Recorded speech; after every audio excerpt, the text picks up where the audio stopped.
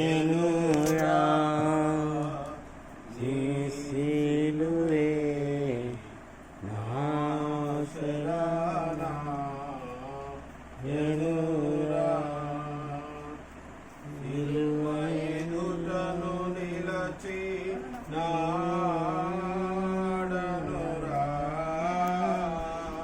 నీ సిలువే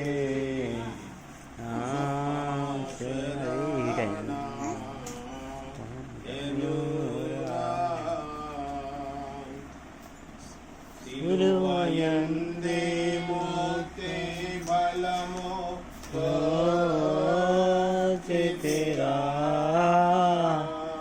నీ సిలువే నాశరానా ఎనురా సిలువను గాలి యేసు కలిగిన బలకొరందు సిలువను గాలి యేసు కలిగిన బలకొరందు సిలువలేని ప్రేమామృతము గ్రోయెనురా నీ సిలువే నాశరానా ఎనురా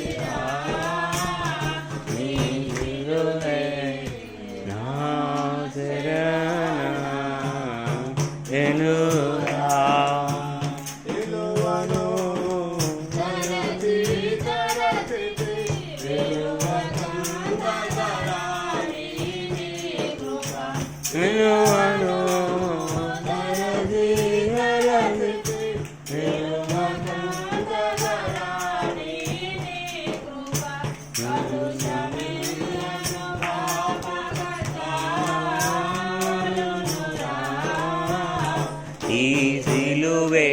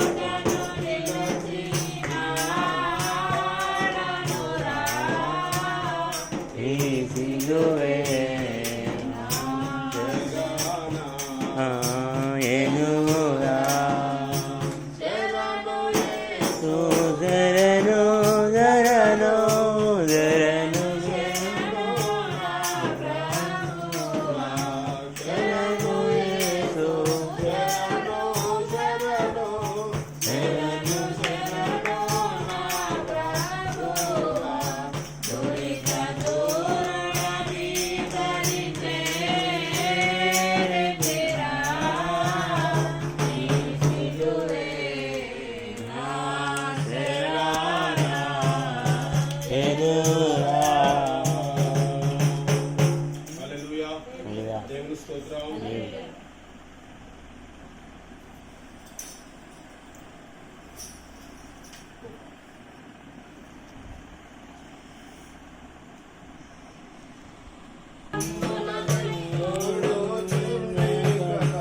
చూడాలే సిలువను వేలాడు యేసయ్యను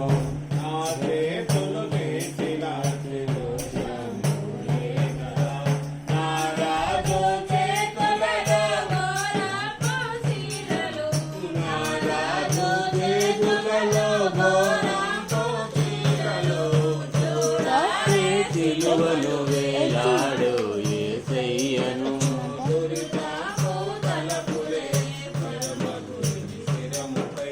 జనరులే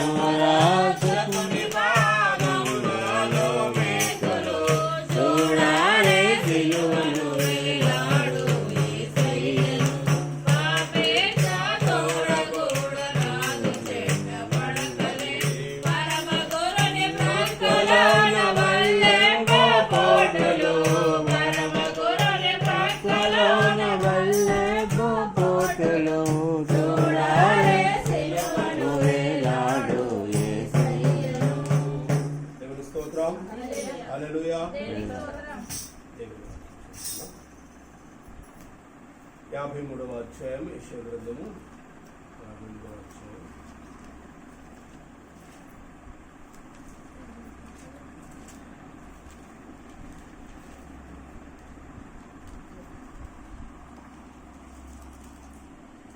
5వ వచనం నుండి 7వ వచనం.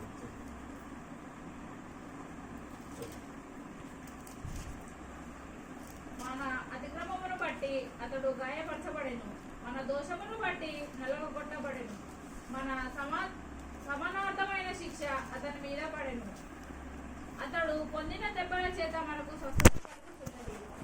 మనమందరము గొర్రెల వలె త్రోవ తప్పిపోతేమి, మనలో ప్రతివాడును తనకిష్టమైన త్రోవకు తొలగెను. యెహోవా తన అందరి దోషములను అతని మీద మోపెను.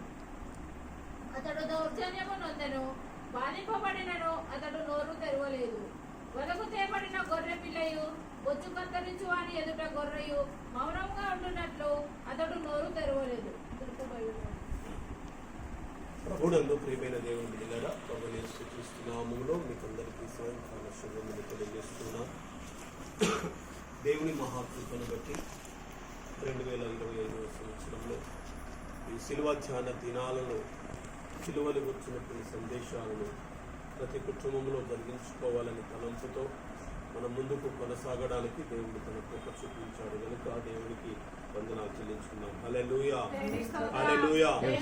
అలాగే మరి ప్రార్థన కూడిక నిర్వహించుకోవడానికి ఉదయకాల సమయంలో మా ప్రియులు ఆత్మీయ తల్లిదండ్రులు లాంటి వారు మరి మా పాస్టర్ సెక్రటరీ గారు డేవిడ్ సార్ అడగగానే వారు ఆ ప్రేమతో అంగీకరించి నన్ను ఆహ్వానించుకొని మరి సమయంలో దేవుని రీతిగా మహిమపరచడం ద్వారా శిలువ రక్తంతో కడిగి ఈ కుటుంబాన్ని శుద్ధి చేయనుగాక. దేవుని ఆత్మాభిషేకంతో ఈ కుటుంబాన్ని నింపునుగాక. మరి ప్రతి అవసరతను కూడా దేవుడు తీర్చునుగాక.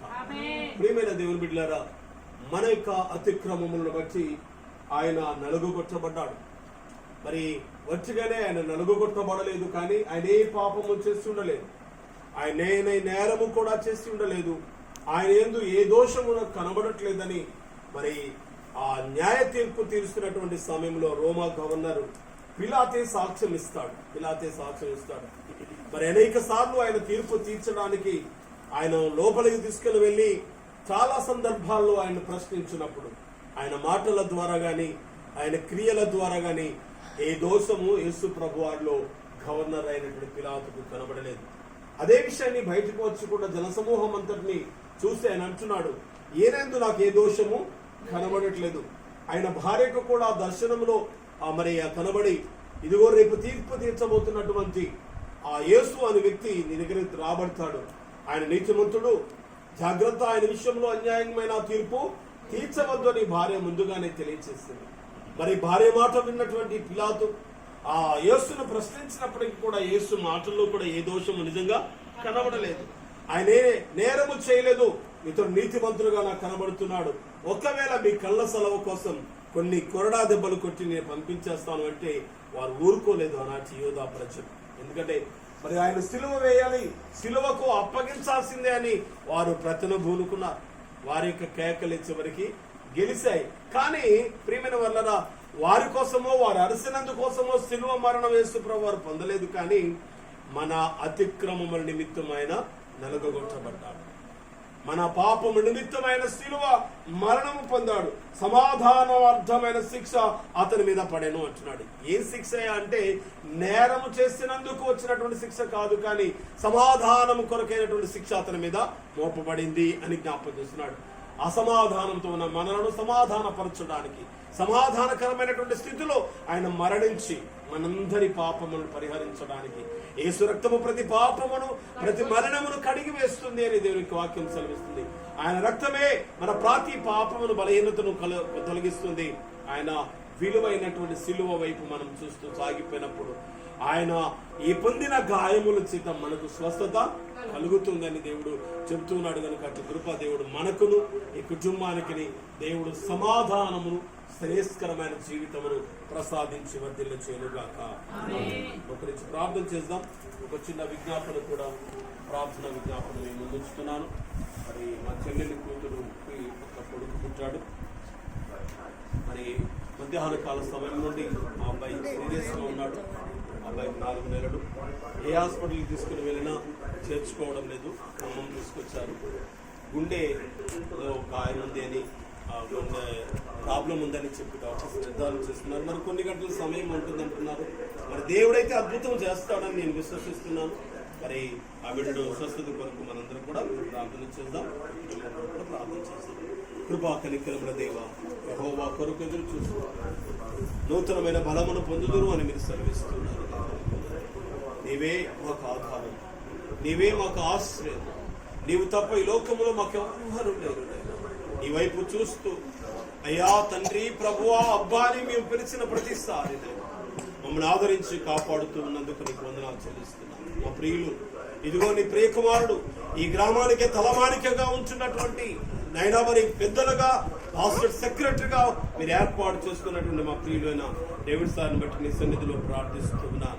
నైనా వారి వయసులో పెద్దవారుగా ఉంటున్నప్పటికీ వారు ఎటువంటి నైనా ఇగోకి పోకుండా, నేను పెద్దవాడని, నేను ఉన్నవాడని అనేటువంటి అహంకారం కూడా లేని ఒక దీన మనసు కలిగిన వ్యక్తిగా మేము చూస్తూ ఉన్నాం. మీరు కూడా చూస్తూ ఉన్నారు. దేవానికి వందనాలు. నేటి వరకు తల్లి గర్భంలో పుట్టినది మొదలుకొని నేటి వరకు నీ దాసుని అనేక విధాలుగా అంచెలంచెలుగా మీరు ఆశీర్వదిస్తూ వచ్చారు. వారికి తోడుగిచ్చినటువంటి మా భాగ్యం గారిని బట్టి నీకు వందనాలు స్తోత్రం చెల్లిస్తున్నాను. అమ్మకు మంచి ఆరోగ్యమును, బలమును, శక్తిని అనుగ్రహిస్తూ ఏ దినమును